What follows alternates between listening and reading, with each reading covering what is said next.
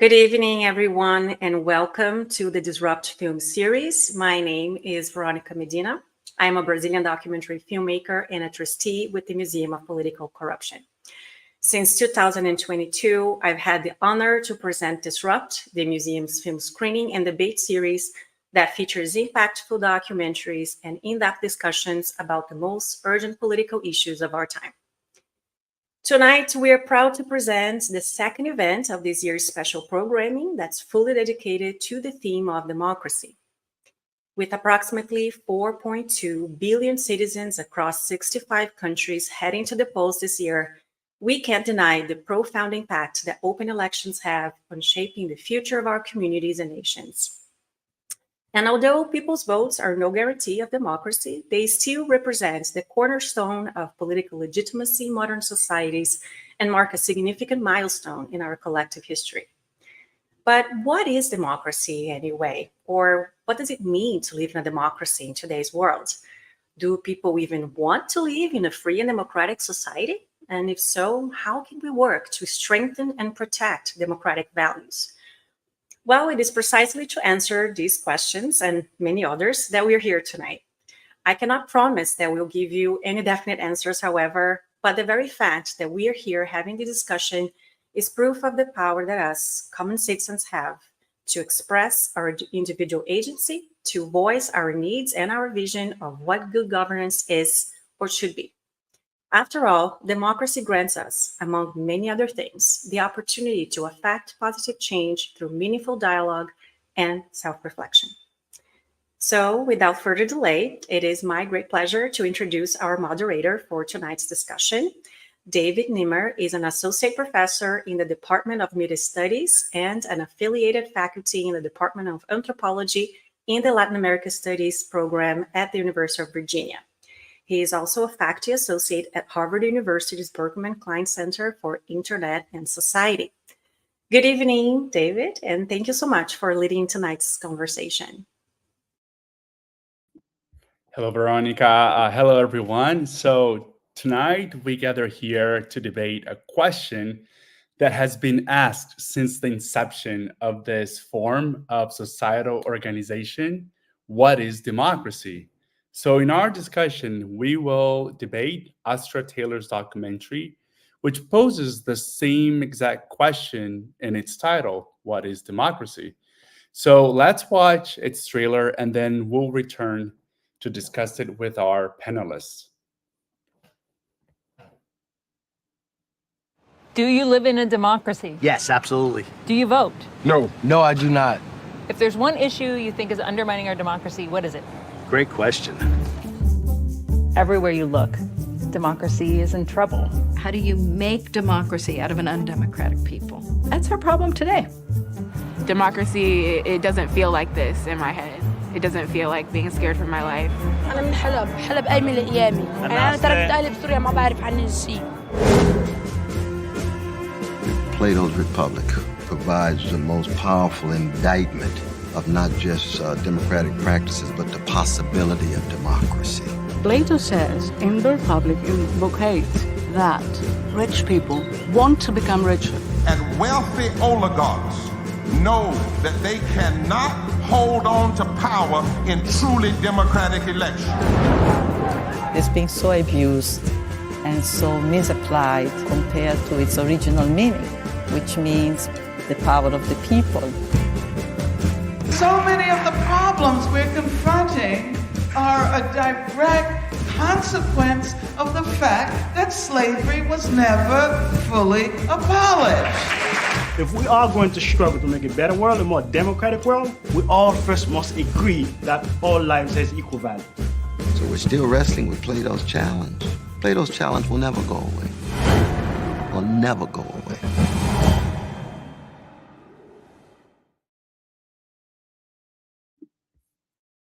All right, so joining us today, we have the honor of having Astra Taylor. Astra is a writer, documentarian, and co-founder of the Debt Collective, a union of debtors.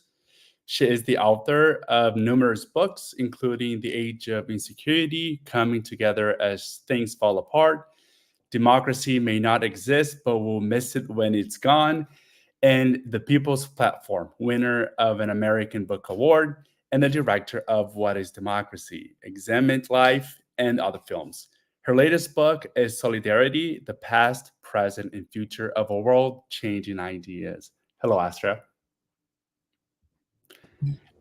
Hello, nice to be here. Thanks for having me. And we'll also have Alyssa Canty, who began working at Common Cause in 2015 as the HBCU Campus Outreach Coordinator for Common Cause in North Carolina. She led civic engagement efforts at 5 of North Carolina's historically Black colleges and universities. In 2019, Alyssa transitioned into Common Cause national role to help expand the North Carolina program into other states, and is currently the director of youth programs at Common Cause and oversees the campus outreach program, internship program, and youth policy work. Hello, Alyssa. Hi, excited to be here. And last but not least, we have David O'Brien, who's the policy director for RepresentUs, where he works with activists and campaigns across the country to create fair and more democratic elections. He understands why you're frustrated right now and wants you to know that there are other ways out there to do things. Better even, he'll tell you all about them if you want. Hello, David. Hey, David. Thanks for having me. All right, so hello, everyone. Introductions have been made, and I'm going to jump right into it. So at the beginning of the documentary, there's a discussion led by Eleni Perticuti, who invokes Plato to argue that a good life depends on a good city for its citizens. And according to Plato, what makes a good city is justice. And justice is essential because it ensures the unity of the city. So Eleni goes on to say that Plato claims that the greatest threat to a good city, and thus to justice, is this division between wealth and poverty. So with that in mind, I want to start with a big question. And it's a big question that I've been thinking almost like my whole life is the current economic world order, which is capitalism, compatible with democracy? Should I start a little bit? Kick it off? I'll let you guys decide who goes first. I mean, I'll go first just because I've spoken up, and just to you said we could have a bit of a debate, though I think there's going to be a lot of stuff we all agree on, actually, is my feeling. But I'm going to say yes, the current economic system is incompatible with democracy, because capitalism is a system that concentrates wealth and the power that wealth can buy, and there that is in a deep, profound tension with the democratic project, which I believe does require a degree of economic egalitarianism. There are different forms of capitalism. Some forms of capitalism are more democratic or less so. I think we're on one that's accelerating towards an authoritarian crisis and is accelerating what is effectively minority rule, and that minority being the minority that has the most wealth. But I think there's a deep and profound tension between capitalism and democracy, and it goes way back. This was part of why I began the film with references to Plato's Republic, which is that sort of founding and also confounding text of Western political philosophy. I say confounding because it's a very strange text, but Plato, the famous critic of democracy, he says in this this text from 2,000 years ago that there's a real problem when wealth is hoarded, and that it poses a profound democratic challenge, and we're still grappling with that today. Yeah, I'll jump in. Like Astra said, I think there's going to be a lot of agreement all around. I will say, because the topic of this is what is democracy, and I don't want to open up a whole other conversation about what is capitalism. I don't know. I'm not going to make any sweeping statements about any economic system because that just leads to more questions. But I will say that the situation we have now with extreme concentrations of power seems inherently incompatible with a system where everyone is supposed to be on the same footing. My organization spends a lot of time working on money on politics, and and we have very different sort of laws regulating money in politics in the US than we did even a few decades ago. And one of the reasons is because people with a lot of money spent a lot of money to change the laws and sort of affect the system. So if you have a situation where anyone has some sort of disproportionate social or social or economic influence, they will be able to use that to eventually exercise disproportionate political influence, even if, in theory, everyone is supposed to be on a level playing field. And I'm glad we're talking about Plato. I'm a former classics major, so it's one of my favorite things to talk about. But I want to say it's kind of, I don't want to say ironic, but Plato is, of course, a notorious opponent of democracy. He, obviously not a fan, but of course, and so we tend to project a lot of our views of what the Greeks thought about him and a few other people. But really, we actually only have the writings of a handful of relatively educated and wealthy people who, were of course opposed and skeptical of democracy. Throughout history, there were thousands of, people, now nameless people who were, good citizens, really cared about democracy and citizenship, participated in debates, and, often gave their lives for democracy and in many struggles. And we don't know anything about them because of survivorship bias. And it's just a great indication that a lot of our views of democracy and how we understand it is actually informed by its enemies. And that's really tough to grapple with when we're trying to understand how democracy really has worked or not throughout the ages. Don't buy the hype or the propaganda all the time, I guess, is the lesson from that. Yeah, definitely agree with everything that Astra and David said. Don't have too much to add, but I think the other thing that, besides what David mentioned around campaign finance and just how much money controls a lot of our leaders and our laws and things like that, I think the other piece, to me, when I think about democracy, I also think about one, access to our elected officials, but also just the knowledge and awareness of what laws are being voted on, who voted which way. And I think a lot of our access is sometimes limited by our financial resources. And so I feel just because we have some people that can't fully engage because their state capital is hours away, or, they can't access DC, unfortunately, capitalism has literally shut some people out from fully being participants in democracy. No, thank you all for this. It's very insightful. And I think this, what Alyssa just mentioned about voting and access, a lot on measuring democracy is based on the ability of people to vote, which it's somehow true. But then, as Alyssa said, what is the underlying conditions, for example, that is not allowing people to vote? And as Alyssa mentioned, capitalism, right? And which brings me to my next question, which, first of all, Astra, I really liked this spin that you bring right in the beginning of the documentary, because it is about the economic world order that we live in. We can't think about democracy if we don't go that deep. And David, please do so. We need to punch up, these models. And the reason why I'm saying this is because in the documentary, when you interviewed, I'm assuming she's American, an American young lady, she says, democracy is the American dream. And for so long, democracy has been framed after this American way of living. I mean, Americans love to claim that they are the leader of the free world. And this is why democracy equals to freedom. And even this understanding of freedom is very skewed, right? And I loved how later on in the documentary, when you interview, I think he's from Afghanistan, and he says, it's justice. Democracy is about justice. I mean, freedom for what? So I can do whatever I want with the other person, or can protect myself from other dangers. I don't have this privilege. So I think this is fascinating. So do you all believe that we are currently living in a crisis of democratic representation, of a model that we can actually follow and maybe provide without being an imperial nation or a post, a colonial nation?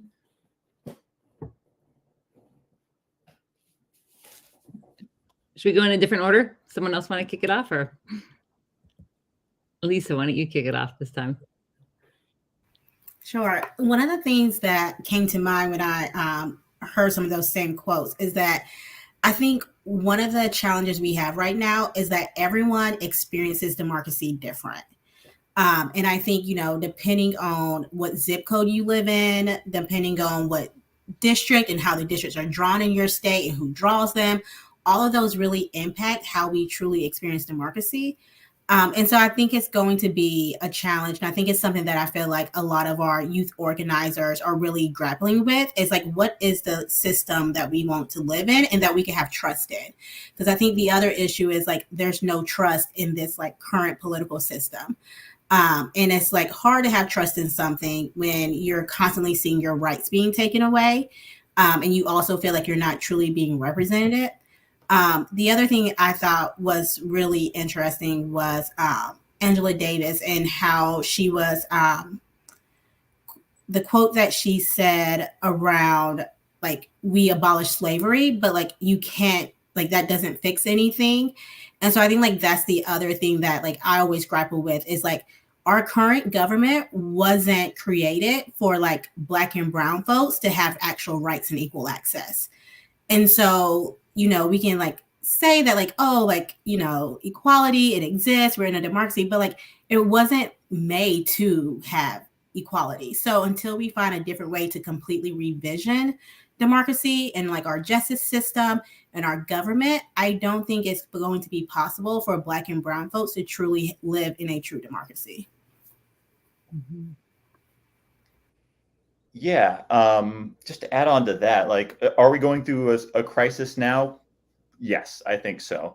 But like, as Alyssa said, the question is, a really good question to ask is, have we ever not been going through a crisis of representation? I mean, if you were to look at America at like the time of its founding and apply some sort of like one of the many modern metrics that we do to other countries now, you probably wouldn't classify that as democracy, right? Just because of just the tiny amount of people, relative amount of people who could participate. And so in that way, like, we could argue maybe our understanding of what democracy is has evolved or changed, but I'm pretty sure a lot of people who lived in the US at the time would have, argued we're people, and certainly did. We're people, why can't we participate too? Abigail Adams, John Adams' wife, repeatedly told him in letters that we have, like, hey, women are human beings also. Why can't we participate? And so it kind of goes, something that really struck me in the documentary is that when people were answering the question, what is democracy? A lot of times it seemed like they were actually just, or what do you think about democracy? It seems like they were actually just talking about the government itself. Or like the quote about the American dream is like, I think she was talking about like, like, what are you excited, or what gets you interest? Like, what do you really care about? And so democracy just seems to be like this vague term to a lot of people that we use, that, we were sort of like taught, America's democracy, everything around you is democracy. So therefore what you like, the things you see going on is democracy. And as a result of that, like, the question, we don't often ask ourselves what democracy is, because we just sort of take it for granted, that America equals democracy. So whatever America does is democracy. And the result of that is that we have often had a system that has excluded lots of people, and yet we still pat ourselves on the back for being a democracy. And I think that's why it's great that Astra made this documentary, because, it's not a question that gets asked enough, not even in like circles like mine, where we spend all our time saying that we're trying to save democracy. Mm-hmm. I appreciate that. I appreciate what you both said. I mean, I was writing this, I was making this film and talking to people, while also knowing that I was writing a book at the same time. And, books and films are different, but they're sort of companions. And the film title is really trying to get at what authentically I was wrestling with. Like, I still ask it. I'm like, what is democracy? Because the incredibly important, but incredibly challenging prospect of people governing themselves together. I mean, it is pretty epic, and it's something that, as you said, we just do not pause and sit with enough, and yet the word is invoked. And the title, you mentioned the title of the book when you read my bio, but it is a phrase that's still on my mind a lot, especially these days as the democratic crisis intensifies. Democracy may not exist, but we'll miss it when it's gone. I don't think we live in a democracy. We haven't fixed all of the exclusions that were, so fundamental to the founding of this nation. But there has been democratic progress, and that progress can go in reverse. And I do think it's important to try to, protect the progress that has been made, and that is under threat from the sort of rising tide of authoritarianism the world over. So, these were both projects that were really undertaken in a true spirit of curiosity and care about these issues, and partly because I myself had never really grappled with these issues with the depth that they merited. And when I ran around and spoke to people, I mean, my ethos as a filmmaker was that I was going to approach every single person as if they were a philosopher, right? As capable of the thinking and deliberation that democracy ultimately demands in its sort of ideal form, right? This idea that we're governing ourselves. That means that we are capable of thinking and debating and coming to decisions. And so I tried to just, when I was engaging people who I'd never met before, just kind of communicate that that seriousness and gravitas and dignity to them in the way that I engaged folks. And I was really, amazed by what I heard from people. You mentioned Abid, who's the teacher from Afghanistan, who had all of these sort of profound philosophical things to say about democracy and freedom. A lot of people were just incredibly brilliant. And then there were a lot of people who just also were didn't know anything about democracy, and sometimes literally didn't know what the word was. And for those folks, as I spoke to people who had that kind of response, at one point, one young woman who's a college graduate literally says, democracy, isn't that when they tell you what to do?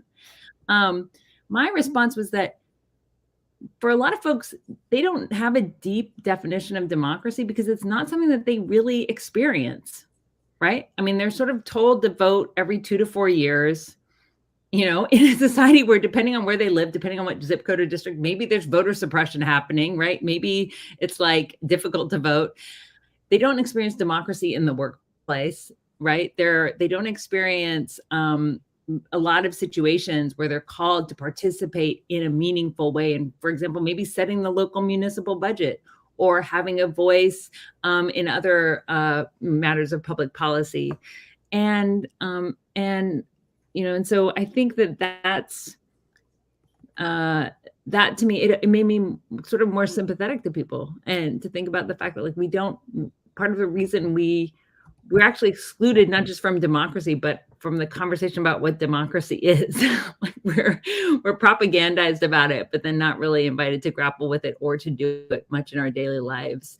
I think I've spent a lot of my time since making this film organizing. I mean, I'm in Washington, D.C. with an activist group. We just had protests. I just did civil disobedience yesterday. We just had we went and disrupted a lobbyist convention, because that's actually how you find democratic voice in a society that's as sort of oligarchic as ours.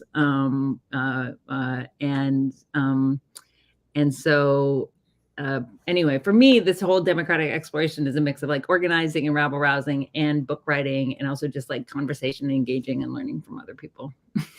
All right. So if I could ask you a quick question, how much of your views of democracy changed from the beginning of this documentary to the end? Yeah. I mean, I think I became much more committed to the democratic project. I end the book by saying that, in my ideal formulation, we actually, instead of fetishizing the founding fathers, which is kind of one American trope, we actually aspire to be perennial midwives of democracy, always birthing democracy new. That democracy is a process. Democracy is something that's always in motion. I think we've never, what Angela Davis is getting at is that we've never really done reconstruction, right? We've never totally revitalized, built the multiracial egalitarian democracy that so many people have fought for. And that's a future-oriented project. Democracy is on the horizon. And I think, so I think I've become much more attached to the idea of democracy in all of its complexity, in all of its tensions, in all of its problems. Whereas when I began the project, I thought, well, maybe I'll actually come out of this and think, this word is so corrupted, this word is so hollowed out. It's maybe we need a new one. Maybe we need a new concept. And my feeling out coming out of the film and book is, no, democracy, this idea of the demos, the people rule, have power. It's a powerful idea. It's an idea that's always evolving, because who the demos is expanding as more people fight for inclusion. How we rule can change. We can change the rules of our electoral system, right? We can make them more democratic or less. And that let's not cede that territory. Let's not cede that language. Let's not cede that horizon. Yes, and it's interesting how we tend to go back to these figures of Plato, founding fathers, and try to almost like reframe the things that they say to be convenient based on our world logic right now. As Alyssa said, this country was not founded for Black and brown people. And it's interesting how Americans love to go back to the founding fathers. I'm a professor at the University of Virginia, the University of TJ, of Thomas Jefferson. And he's often seen as this father of democracy, the Enlightenment in the United States. And he said, all men are created equal.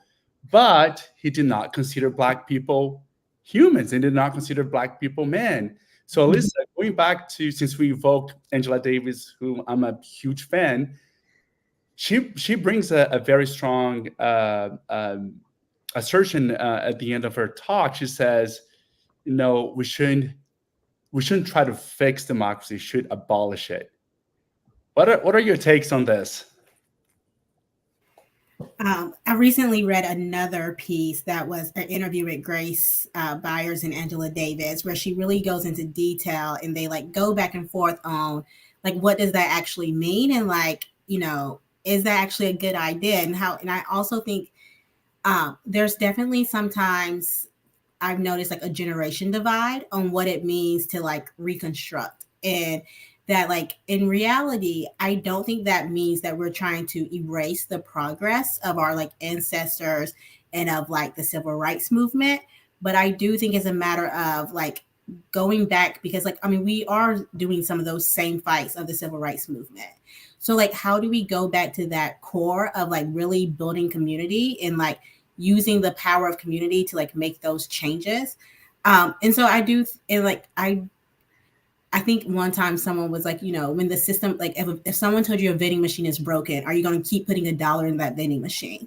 And sometimes we are in this pattern of we keep contributing to this society and to this government that doesn't seem to be working. So I do think it is interesting to think through how we explore other options. And I think one of the things that I've always grappled with, especially with working with students, is the two-party system what we actually need in this time, when there are so many different perspectives that are not always getting the platform, and so many different issue areas that are not always getting the attention it needs.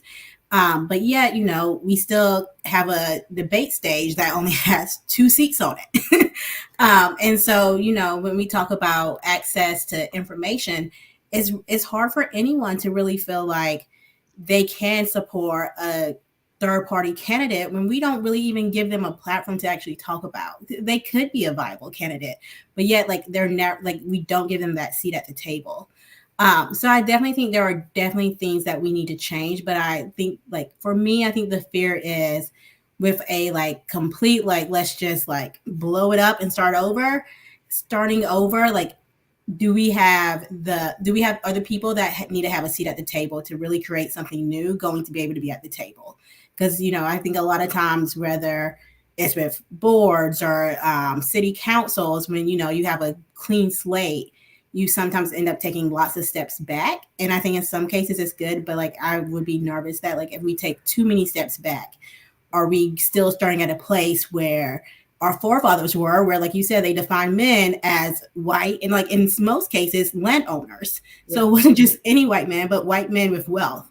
And so that would be the thing that I would be concerned about, is how do we make sure that the table doesn't look the same way it looked all those years ago. I absolutely agree with you. And this idea sometimes of blowing things up, we're dealing with very vulnerable populations.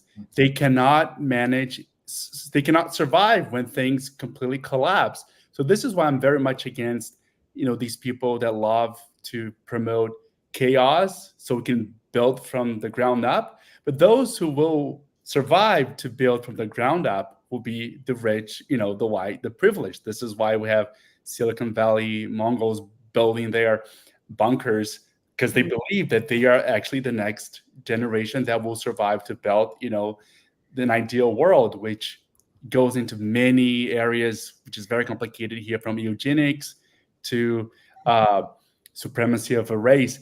But Alyssa, if I could go back to you, I really liked how you mentioned, this will of making changes.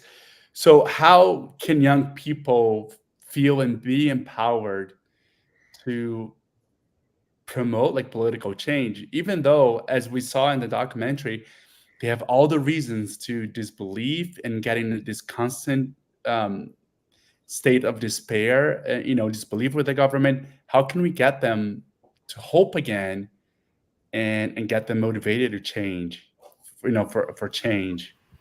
Yeah. And, I might be somewhat in my own bubble, but I think they are very hopeful and motivated, because I just think about I feel like even as a millennial, there's things that I've heard from Gen Z that I never thought about. And I really think the people, they're the ones who have led the fight for gun law changes.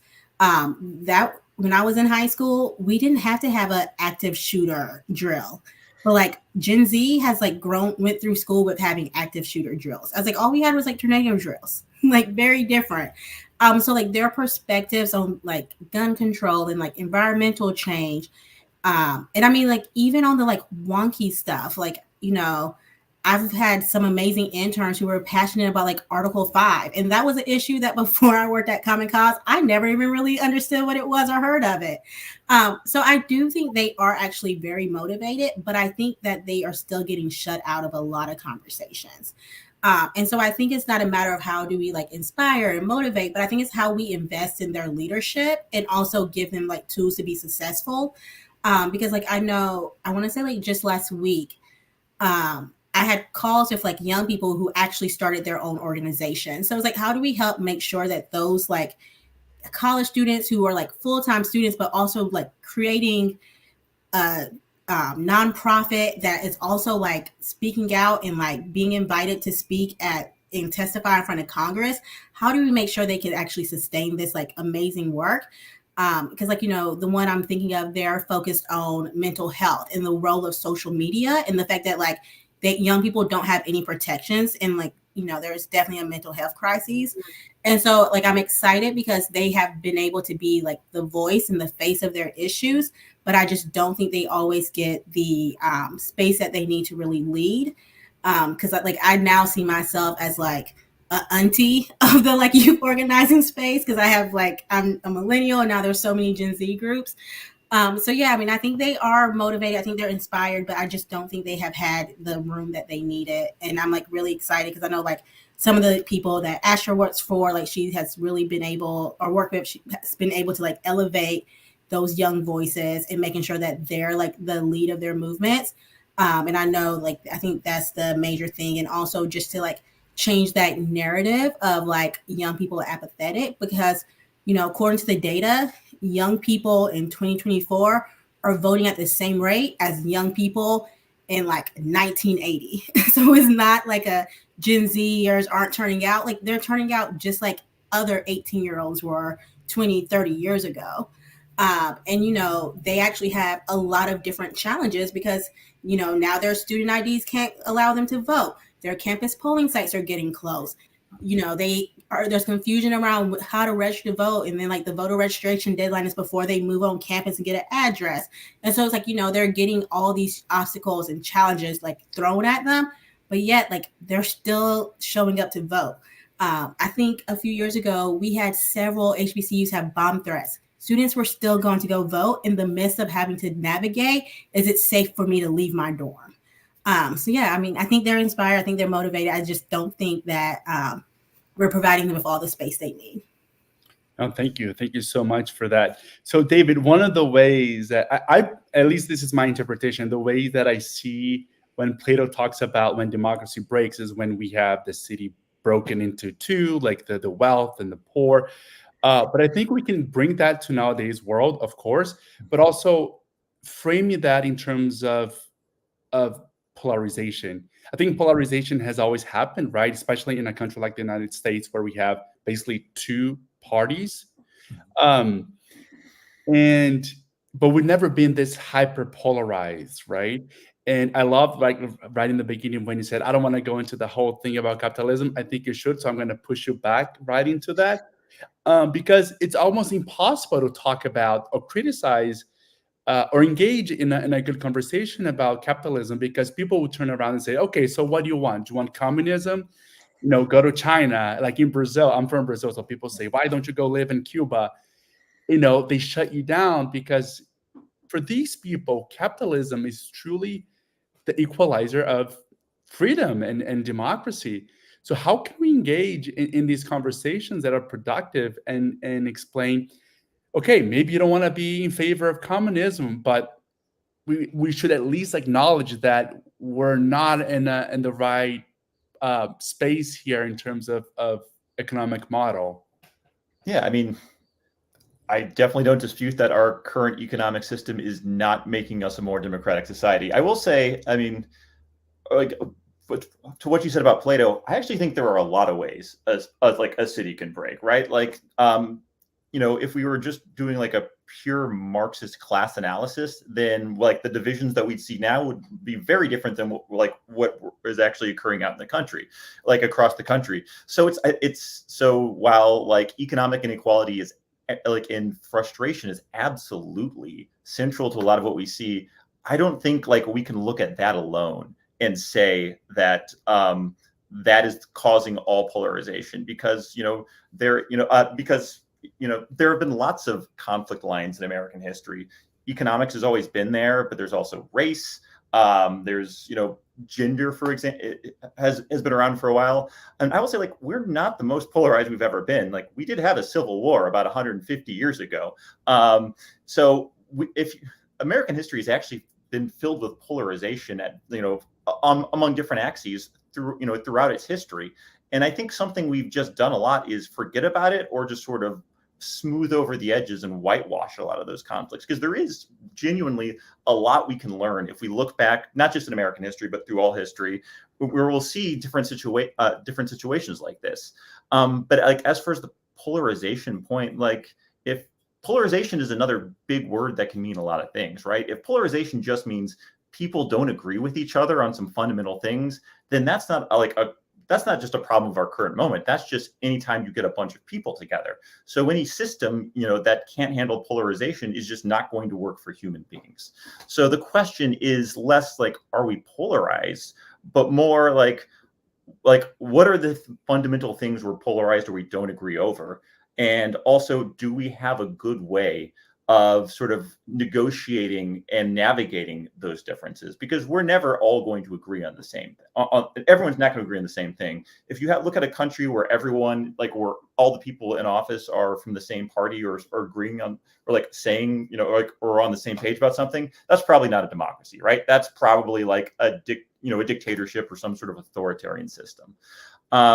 And just to return to a point that Alyssa made about our two-party system, we don't have a good system for navigating polarization. That's the problem, right? Like, it's most people don't fit into one of two neat buckets, but they will gravitate towards one or the other depending on like what they see around them. So, people who might not be all that enthusiastic about, certain aspects of one party's political program will will go along with it, or, just sort of through tribalism, just sort of let themselves get wrapped on it because they prefer that to the alternative.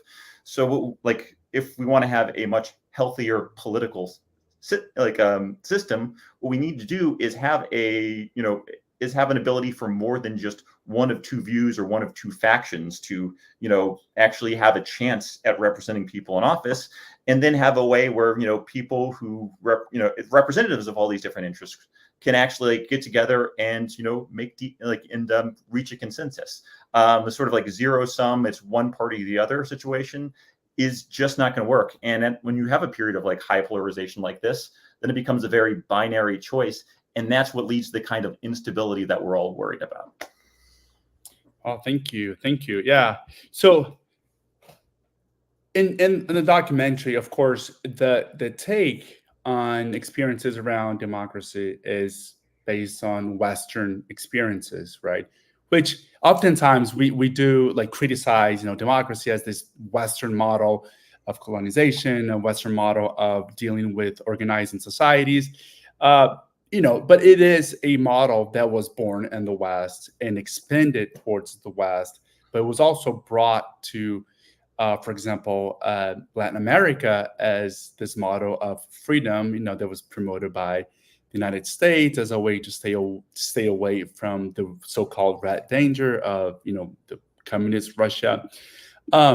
If we were to look abroad, and I don't know, and this is a big question, and I don't expect you to know the details, but can we think of democracy beyond these Western logics, these Western ways of living?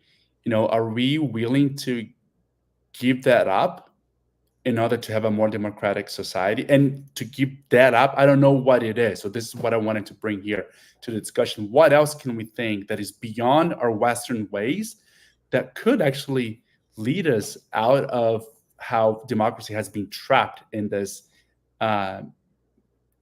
wrong concept?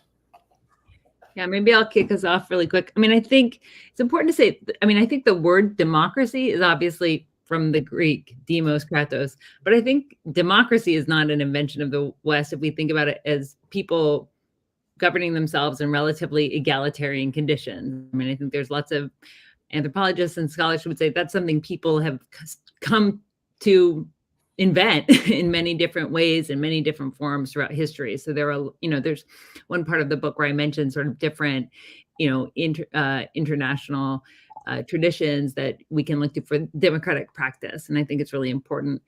And I also think, and I try to sort of do this is mentioned in an interview with Silvia Federici, it's discussed more in the book, is that actually a lot of the ideas we associate with Western democracy, equality especially, but freedom, equality, were ideas that countries, for example, French theorists encountered through their contact with the indigenous people of the Americas, right? Because when colonizers were coming from monarchies, they weren't coming from democracies, and where people encountered the idea of living without kings, right, in conditions of equality with a different idea of freedom, was in their encounters with First Nations, and these ideas were then actually sort of traveled back over the Atlantic and inspired what we think of as the kind of, late, democratic, like the sort of revolution of democratic thought, where people started to think about these ideas of equality. So I think the lines are actually much more, they're much less linear. And there are communities that don't get credit for the democratic ideals that were then incorporated into what we now think of as sort of American, political thought and democratic theory. So I want to say that. But then, you mentioned a different, again, the question is always like, what is democracy? Who's invoking the word under what conditions? And there certainly is a tradition of sort of liberal democracy in opposition to communism, right? Where, and that idea of American liberal democracy, has been used for all sorts of nefarious purposes, and has been, the ideology of anti-communist campaigns that were really, deadly and destructive for people around the world, and certainly not democratic. And, and that's another, when we're talking about what histories are we learning from, what histories are whitewashed, what histories are erased, I think that the history of the violence of a kind of, anti-communist Red Scare politics should be up there as well. On that front, I think this moment, though, we are in a post sort of Cold War moment, and what I saw when I interviewed, especially people who are politically right-leaning, including the young woman who says, I don't care about democracy, I care about the American dream and the ability to climb, is that, and these were people who were in college when I made the film, so like 2016, they did not sound like Ronald Reagan, for example. They didn't say, I love capitalism, and capitalism is democracy, and democracy is capitalism, right?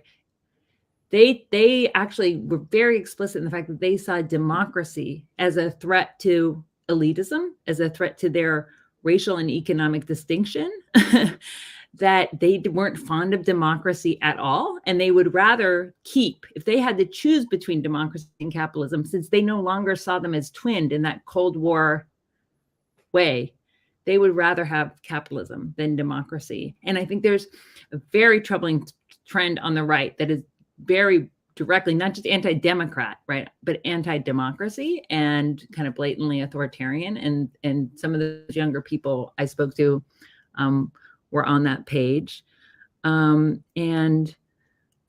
question of what we'd have to give up is a really, really big one. And I think, I think we need to create conditions that are much more egalitarian, not just domestically, but internationally, because I don't think we could have a sort of meaningful democracy in one country. That the democratic project ultimately does have to be cross-border. Yeah, thank you. David or Alyssa, want to jump in? Sure. Yeah. I mean, just to the question about like democracy outside of the West. I mean, for one thing, like a lot of what we consider to be Western values is just sort of projecting the present and the past, right? If we were to go back to ancient Athens, a lot of that society would just be incomprehensible to us and they'd have very different values. So this idea of like Western continuity is kind of an invention then. But beyond that, like when we talk about democracy, and we I certainly am guilty of talking in terms of like, okay, this is how you run a national political system, but it can be much bigger than that. Like democracy can be exercised in your everyday life. We talk about like economic democracy when we talk about like trade unions or like cooperative groups. Most groups of friends function as like democracies of a certain kind. And so when we see democracy less as just like a sort of,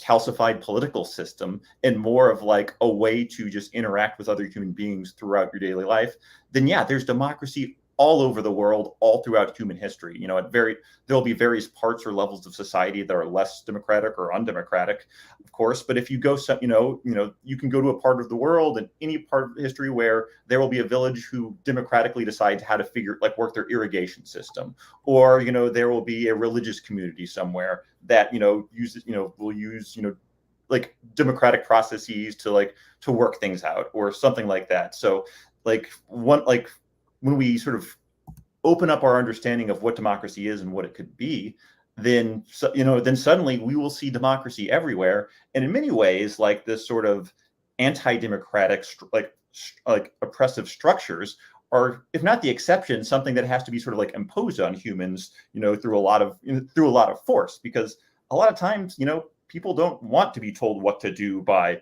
some other person that they haven't decided has that power over them. That's something that you have to spend a lot of time convincing or threatening people to go along with. And in many ways, democracy is just sort of the normal state of being in human interaction. Great. Alyssa? I don't have anything to add to this specific question, but one thing that I just wanted to plus one on that Astra said was just that, or that she pointed out, was that young people are not a monolith. Because I also think there's this fear that the young people are the crazy liberals and they're going to throw the government over. And I think it's really important to uplift, with some of those interviews, there's a wide spectrum. Young people are not a monolith. And that's why I also think it's really important to figure out how we have conversations with people from all political ideologies. Because I think the reason why it is so hard for stuff to actually get passed in Congress is because we don't know how to have those conversations across the aisle. And so I think that is one of the things I'm hopeful for with as like, college campuses are now trying to do intentional like democracy style conversations similar to this that includes people from all like political backgrounds. Because I also think the one thing that we forget is a lot of people's political ideologies are like inherited. Based on the community they grew up in, based on their family, like that's where they get a lot of their core political beliefs. And so to have these conversations on like college campuses, it does help for them to start framing their own belief and like have a more well-rounded knowledge base to like understand rights and justice and like, this idea of like capitalism as a form of like power, not wanting to like let that power go or share it. I think it's important to just start those conversations, and it takes having conversations with people who we may not see eye to eye with on everything. Yes, Astra. Yeah, I mean, the youth thing is so important. And I want to say one thing, I feel like a lot of the discussion about youth engagement and democracy is kind of sanctimonious. And I think actually we do need to speak to their cynicism because people are locked out. And I think there's a good case to be made that, we actually don't live in a democracy. We live in an oligarchy, which is a system where people with wealth, a small number of people with wealth have power. But we also kind of live in a gerontocracy. I mean, where there's a lot of really old people running American democracy today, and they're not letting go of power. And there are structural reasons this is the case too, right? When it's hard to buy a home because housing costs are out of control, you're saddled with student debt, your wages aren't keeping up with inflation. It's harder to stay in a community, right? And people are less inclined then to get politically engaged, to vote, to wield the kind of political power that being embedded in a community allows. Younger people tend to live in more urban areas, less in rural areas, and the way votes are weighted in our political system gives more power, more weight to folks in rural communities. So there are structural reasons that gerontocracy is a problem in the U.S. today. Older people have more wealth than millennials and Gen Z, who, research is showing folks who haven't inherited wealth have a whole lot of debt and are struggling to get by. So, I'd like less sort of, and it's not happening on this panel, but out in the world, there's less kind of tissing young people and more like, let's talk about the structural conditions that are these obstacles to your democratic participation. Tap into some of the indignation they feel, and then be strategic about how they can engage, and voting is part of that, but it really is just the beginning. Yeah. And I get one other thing to just add, and I think like that's one of the things that make me really excited about the movement that's happening in the US and also internationally is like lowering the voting age to 16. Because like I tell people all the time, I really don't have any right to be able to determine who's on the school board. Like I have nothing to do with public school education. I don't have children. But the person who's going to school, because I thought about the conversation you had with the young people who had issues about like school lunch and buses are overcrowded, classrooms are overcrowded. Some schools don't have like updated textbooks and all of these different challenges. And yet, they have no say. And then, so it's like exciting to see. I know like Maryland and like Vermont just had a city that passed it, and California has a couple. And like all of those movements are being ran by like 15, 16-year-olds, which I'm like, when I was in high school, I was not going to city council meetings to like advocate for stuff like that. But I mean, it's just really great to see like how that is really like taking flight in both like abroad and here, and how important it is, because sometimes I do think that when you're 18, you are experiencing so many changes with like whether you're going to college or you're doing a 2-year college, staying home. It's hard to figure out like, what am I doing about voting? It's hard to remember to vote versus when you're 16, depending on the year, like you may not have school on election day. College students have classes on election day. Your parents can easily like influence you to go vote. Your professor sometimes and like your school community doesn't always have that same like pull and motivator. So I think with lowering the voting age, we can really help increase voter turnout and like the trajectory of like people participating. Because if you go vote in the city council race, most likely you're going to vote in like state and federal level races also. Yeah, I agree. Indeed. Yeah. And thank you all. This was all very insightful. All right, so we're at the stage of welcoming questions from the audience. So we'll have Veronica throwing us some questions. All right. The panel mentioned access to information, but access isn't enough. Can democracy work when people don't have the time to learn about and engage with what are complex and often subtle topics? I'll start with that one.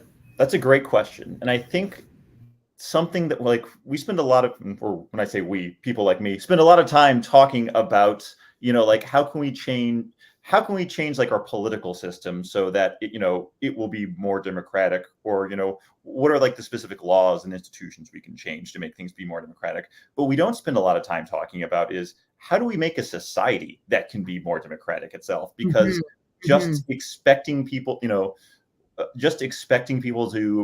show up to be fully informed citizens, and even then there is this sort of value judgment of like, what does it mean to be a fully informed citizen? Because there's a lot of assumptions that goes into that statement. So the idea that like, can it work when people don't have time to learn about or engage like with things? I mean, the way that we've currently modeled our democracy, which is, people know who's in charge and what they do. And if they're happy with them, they will vote to keep them in. And if they're unhappy with them, they'll vote to keep them out.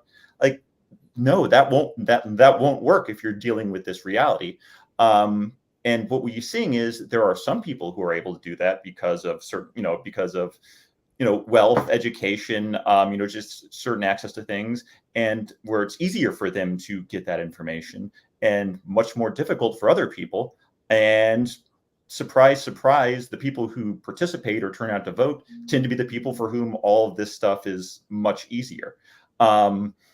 Whereas if you look at, so I think when we're having this conversation about like, what can we do to improve our democracy or build a democracy?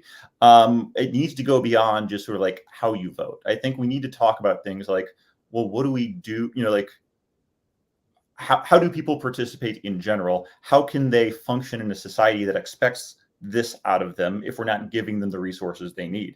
And maybe that involves rethinking how we approach education, or our social safety net, or even like providing childcare for people so they can vote too, right? If you there's been a lot of interesting work done to sort of make running for office easier for women. One of the things you do is let them, provide them with childcare so mothers can actually like run for office and participate in things. But these are like, but traditionally this has been, seen as sort of like a separate issue from what the question of democracy is. And I think something that the documentary really hits home is democracy is not just like showing up at the polls one day. Democracy is building a society, and which is a long way of saying, to answer the question, probably not in the way that people intended to. Will it work? Sure. Or will enough people vote for something to happen and everyone goes along with the laws passed? Yeah, but that's not really what we want. We want like a democratic society where everyone is actually heard or involved. Yeah, just to add to that, I agree with what was just said, that there needs to be a broader way of thinking about this. I mean, Alyssa mentioned election day and the fact some students have a hard time going on election day. Why isn't it a holiday? Why isn't this something where people just get to take off? I mean, the ancient Greeks, they were not democratic by modern day standards. Women were excluded. It was a slave-based society, but they were, for the people who were included, they recognized that you needed to have economic supports. So they compensated farmers, craftsmen to participate in the Democratic Assembly and in the other associations that governed the city, that ran the city, because they understood that people needed those economic supports to participate in what was a really demanding democratic life. Like, it was a lot of work to be a democratic citizen if you were in that category. And so I think we can be humble on that front and say, okay, maybe we're not as enlightened as we think, because we are creating conditions where it's difficult for people who are from lower socioeconomic backgrounds to participate, not just at the ballot box, which is like the minimum, right? But then all these other layers, which we talked about, lobbying, access to, your representatives, all of this stuff. So, this is why we cannot separate the democratic from the economic and act like it's just these policies or procedures that are abstract and not, when they're actually embodied in people's daily lives and their daily financial struggles, right? I mean, I'll never forget this one older guy who stood up at the end of the movie and was like, I don't get it. It's about democracy. Why are you talking about poverty? And I was like, you need to watch the movie again, sir. Together. Can I add something onto that? So we actually, like what you were talking about with ancient Greece offering this support, we actually do that in some ways. So if you think about jury duty, for example, you have to show up to jury duty, that's the law, but also your employer has to give you that time off.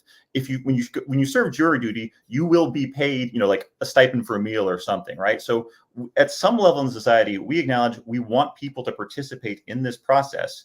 We are going to make laws that will make it easier for you to do this, and in fact, make everyone, help you participate in a certain way. If we wanted to do that for voting, we could. We just don't. Yeah, we just don't. Like just today or yesterday, the Supreme Court just sided with South Carolina, which made the lives of Black voters very hard. So as Alyssa said, it's not just voting. I mean, voting sometimes is almost seen as a privilege that you can get there and vote. But even when you do, when you have like a new map being designed like that, which will make your vote not really count, then it's very unmotivating. But this is not to unmotivate anybody, it's to show the criticality of the problem. Veronica, do we have any other questions? All right. Does the electoral system in the United States adequately reflect democratic principles given instances such as the 2016 presidential election? I guess I'll start off with this one too.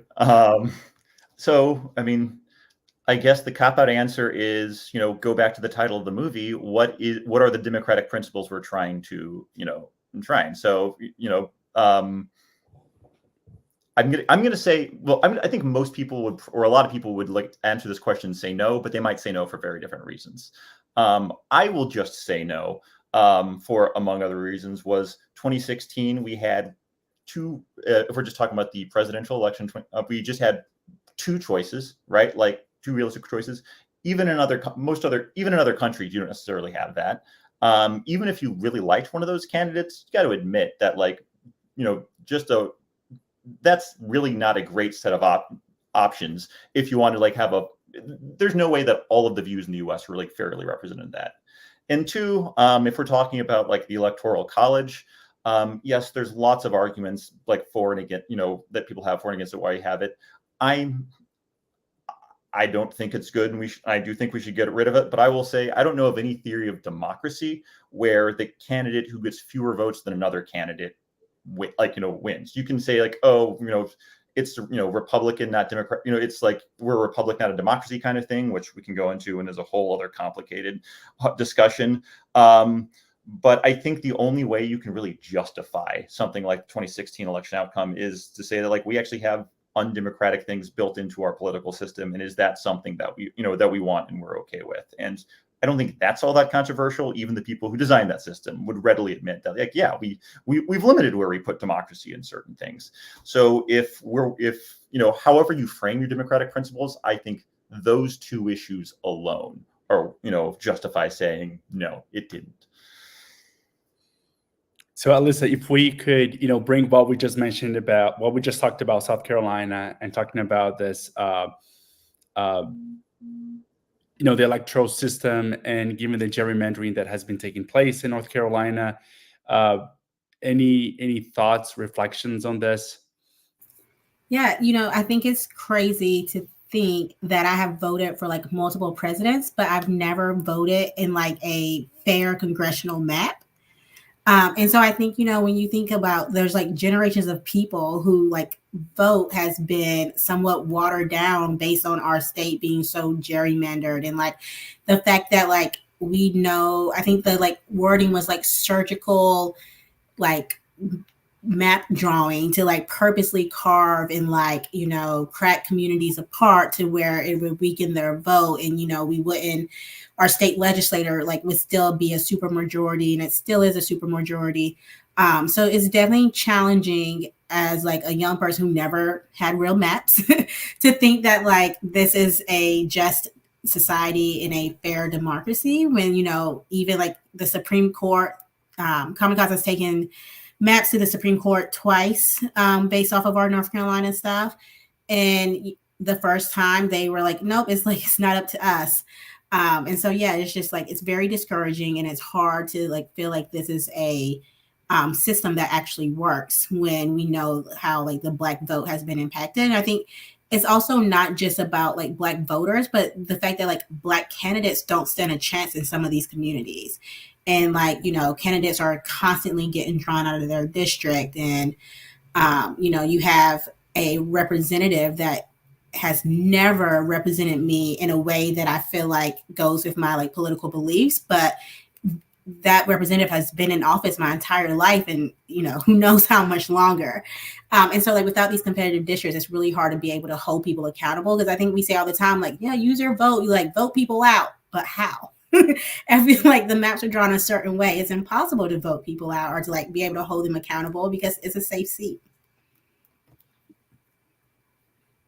Thank you. I just want to say it wasn't until I started working on this that I really understood what, for example, you said the word crack, the voters are cracked apart, that's part of the gerrymandering is splitting communities that are kind of intrinsically actually connected. The fact that it's not just about your vote, but how your vote is weighted, that different votes are weighted differently, you know, depending on, you know, what races we're talking about, and you know, how districts are drawn. And these are things I'm like, I don't know if I missed it in civics class or if we just really do need to do some other kinds of education about this. But I mean, I just want to say it, kind of admit my own ignorance about it, even as a very politically minded person, and that there's something, you know, I think twinned with a kind of deep education about how the electoral system actually works and the two-party system, like what a winner-take-all election is. You know, I think it needs to be coupled with education about other political systems, other ways that you can run elections.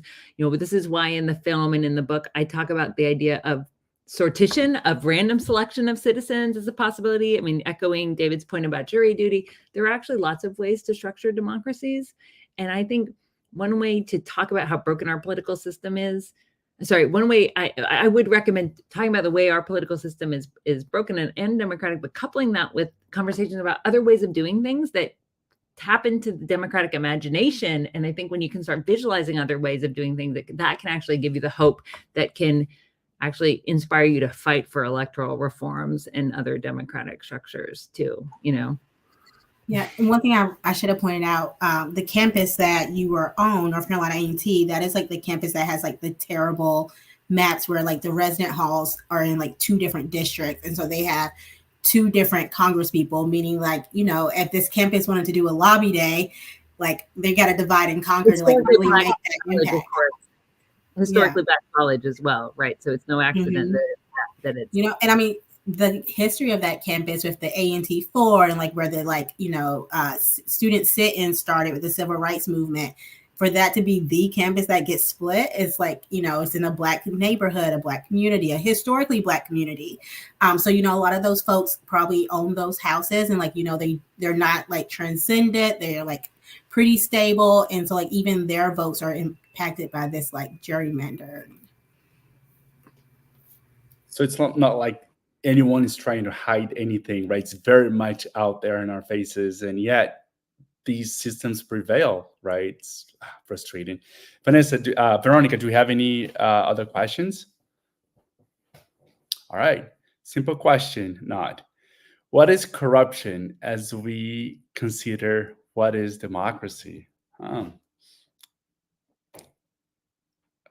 Well, I'll jump in because I think the way that we have implemented or the way that we live democracy, it is a corrupted version of democracy as we once envisioned. So I'll leave it to that.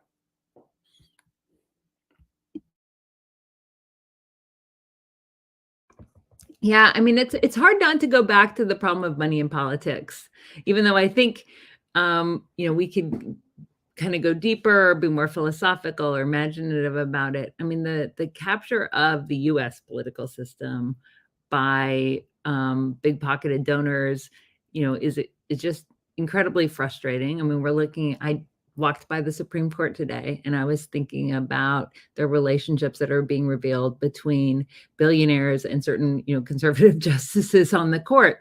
And these are justices who, are taking away basic fundamental rights and rolling back, campaign finance, or, eroding democratic representation and further entrenching minority rule. They're arrogating power to themselves that belongs to the other branches of government.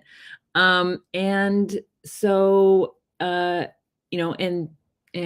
it does seem to have a kind of way of accelerating or snowballing, right? The more money you have, the more power you have, the more money you make, the more power you can buy. And that's I think it's really important to think about corruption in those terms rather than a kind of narrower conception. And rather than think about corruption in the way the Supreme Court would think about it, where they're like, well, if it's not a quid pro quo, it's not corruption, which is just not the case, because what it's doing is disenfranchising so many of us, actually, and yet people have fought for democracy under even more adverse conditions. And so I think the thing we have to do is see ourselves as part of a much broader historical trend that's pushing to have voice against long odds. But yeah, corruption, the problem is a lot of it's legal.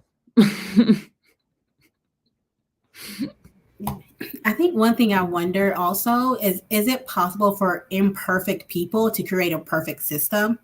And I think that's one of the things I struggle with is could we get a democracy in its truest form when it would be designed by people, and there's an issue with people wanting to hold on to power and wanting to hold on to their own financial resources. So I have I struggle with, can we really truly remove the corruption from it when Astra was saying, the executive or the judicial branch of government has its own fair share. And so it's just if they're the ones that get to determine what corruption is and how to define that and what's perfect and what's not perfect, or what's working, what's not working, I really struggle with seeing us to have a true and fair and just democracy. Yeah. I mean, something that I've been coming back to is when we talk about the question of can imperfect people build a perfect system, is maybe there isn't such thing as a perfect system, right? If we are imperfect ourselves, then how would we even fit into a system that's perfect? And maybe when we talk about democracy, sometimes we talk about it as a process. Sometimes we talk about it as an end goal, right? Is this place we're in democracy? But maybe it's but maybe democracy is a moving target, or maybe it's just sort of currently an evolving thing. So Astra mentioned the Supreme Court, and yeah, there are some big problems with the Supreme Court right now. And arguably some parts of the institution has changed, but a lot of the fundamentals, how they get in office, how they get there, how long they stay there, has been pretty consistent throughout, for the past few hundred years. But early on, and not to say that was when the period was ideal, but I think our first Chief Justice resigned to run for governor of New York, right? Which is, New York's a big state, but it's kind of unthinkable now to think that someone with a lifetime appointment like that would just leave to run for an election that they're not guaranteed to win. But that just sort of goes to show you, the Supreme Court meant something very different back then. So over time, as our society, our society and our institutions have changed, even though there hasn't been a lot of change there, how its role and how it's interacted has changed too. As much as we like to think of ourselves as a young country, we're actually our political system is actually one of the oldest continuous ones on earth right now, right?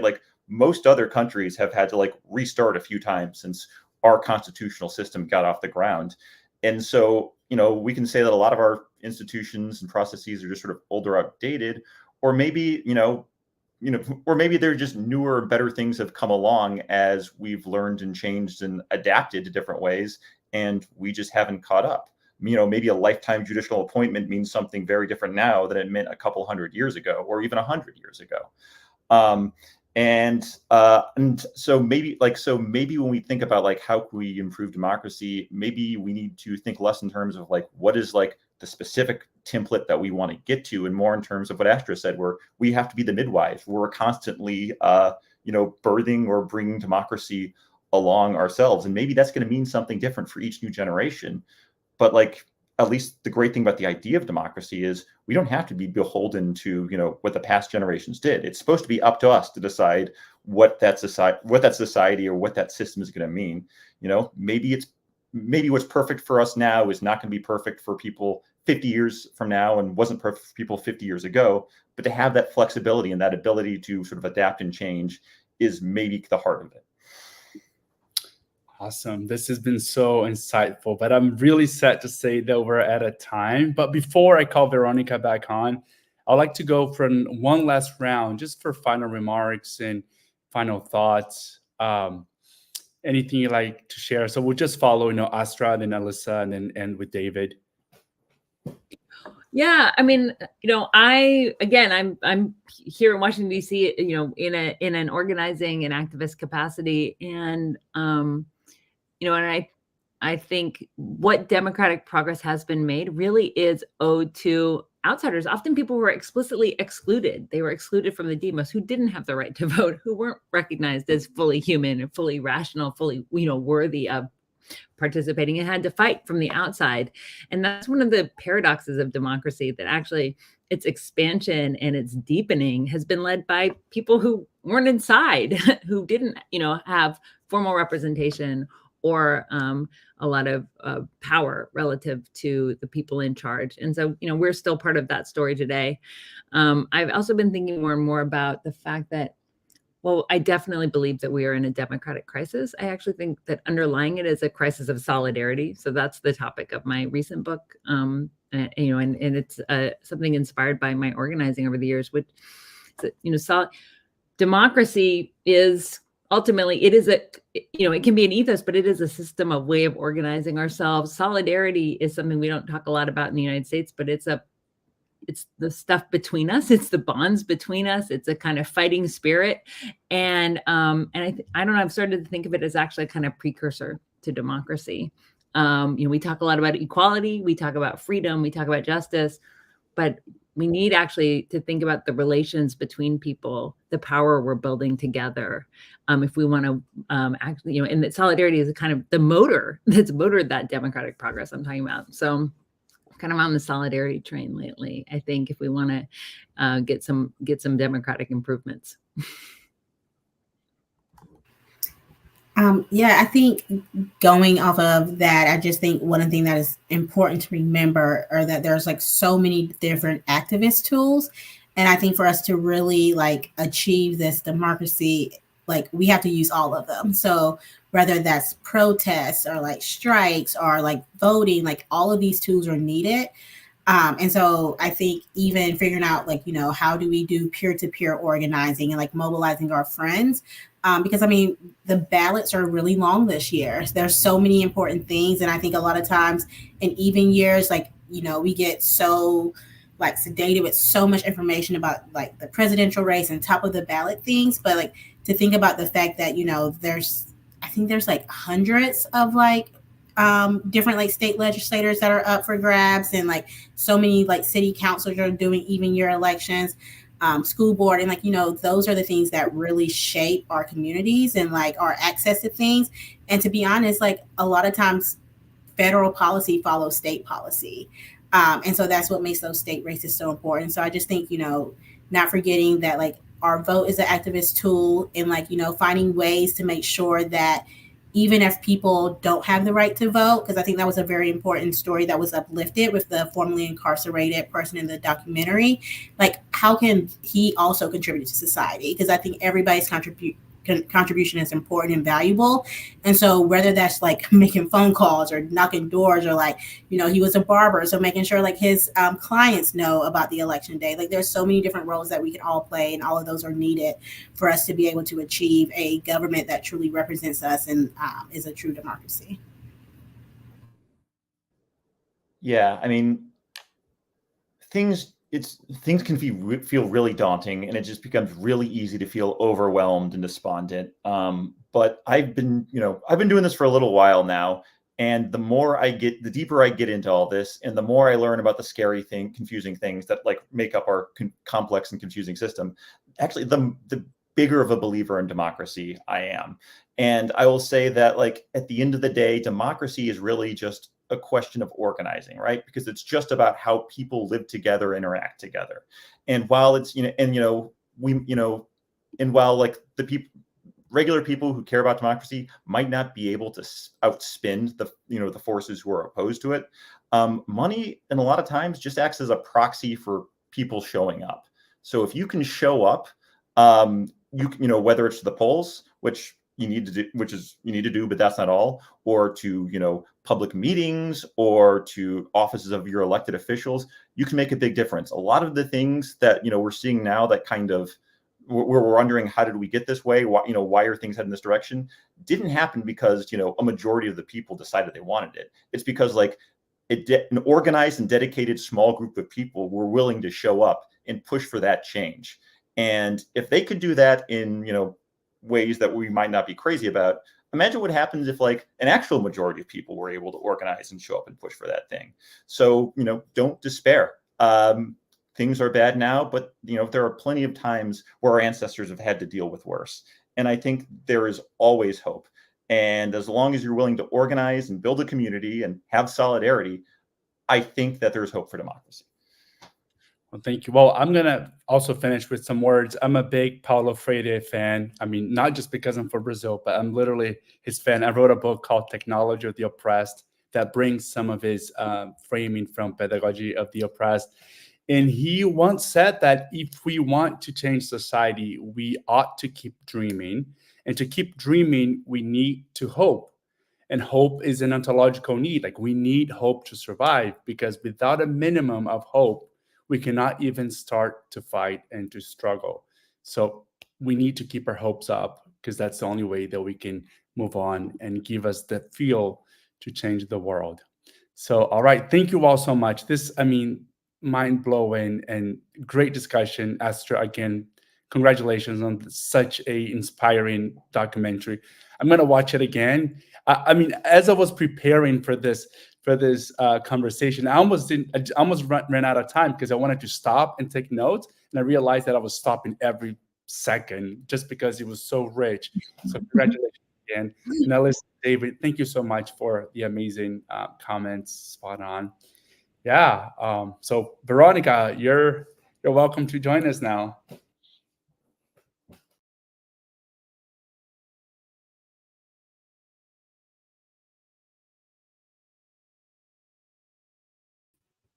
Thank you so much, everyone. And David, thank you for finishing with this beautiful thought from Paulo Freire. What a beautiful way to wrap this up. Thank you also so much to Astra, David O'Brien, Alyssa Canty for this inspiring and candid conversation. And I really appreciate you sharing your insights and experiences with our audience tonight, and providing a lot of food for thought as we delve into such a unprecedented election year in the U.S. So thank you. I want to thank our audience as well for being here with us tonight and participating in this important conversation. Thanks for sending your comments or questions. Feel free to reach out to us and leave also your comments and questions below. And if you like tonight's program, please click the button, the like button, and help us spread the word by sharing it with your friends, your coworkers, everybody. So Disrupt will be taking a short break for the summer, but we will be back in September with a screening event of the critically acclaimed documentary Dark Money. Here is a quick preview of the film. The number one rule of political or watchdog reporting is follow the money. John Adams here. I covered the legislature for the Great Falls Tribune. A source of mine had come across something that I might be interested in. And voters in your district had never seen something. No, this was a whole new political attack. They send out all these mailings. They don't care if they lie. Nobody knows who they are. They call them dark money groups, and that's exactly what they are. Corporation funnels money to a dark money group. They send out postcards attacking the opponent. When that candidate gets elected, they support the agenda of the corporation. I don't know how to fight them. I can't pick up the phone and say, hey, what's your interest in candidate X? Because I don't know who they are. And it's not just Montana. Campaign finance is the gateway to every other issue that you might care about. Americans are barraged by these political advertisements that are funded by who knows whom. We don't even know if they're domestic. Politics is just child's play to business. They know how to manipulate the system. You can buy the politicians, you can buy the judges. When I first got to the FEC, I thought that we would work together on issues such as disclosure. If A fails 3-3, Ocean fails 3-3, that fails 3-3. The FEC will not enforce the law. New allegations in court against a leading legislator. What's at stake is whether or not Art Whittick broke Montana campaign finance laws. Do we care enough to demand that politicians comply with our campaign laws? The bottom line is, did Whittick know that he was receiving all of these services?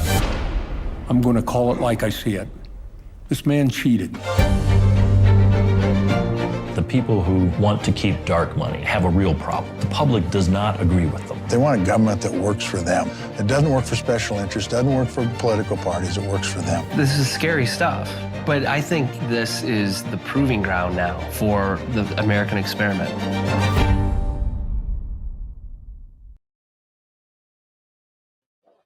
Yeah, so if you haven't seen this film, stay tuned for more information about the event.